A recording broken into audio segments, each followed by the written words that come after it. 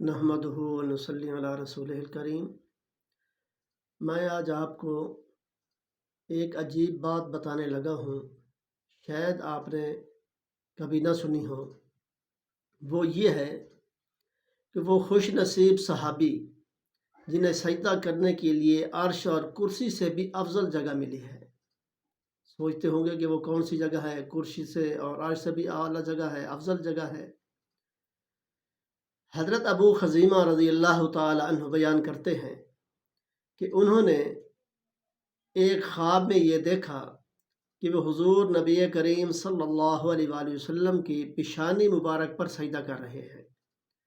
تو یہ خواب ابو خزیمہ نے آپ سرکار دو عالم صلی اللہ علیہ وآلہ وسلم کی خدمت میں ذکر کیا، تو آپ صلی اللہ علیہ وآلہ وسلم لیٹ گئے اور فرمایا لو اپنا خواب پورا کر لو۔ تو انہوں نے آپ صلی اللہ علیہ وآلہ وسلم کی پیشانی مبارک کے اوپر سجدہ کر لیا۔ تو یہ جو ہے کتنے خوش قسمت ہیں وہ صحابی۔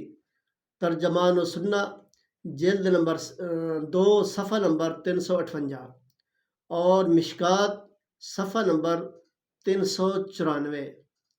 تو یہ جو ہے 396 صفحہ نمبر ہے، تو اس کے اوپر یہ حدیث پاک لکھی گئی ہے، تو اس کے اوپر یہ ذکر کیا گیا ہے۔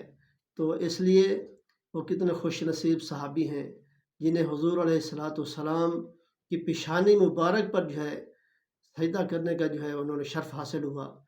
تو دعا ہے اللہ تعالیٰ عمل کی توفیق عطا فرمائے، اللہ تعالیٰ صحابہ کرام جیسا محبت اور جذبات جو ہے ہمارے دلوں کے اندر نصیب فرمائے، آمین۔ وآخر دعوانا ان الحمد للہ رب العالمین۔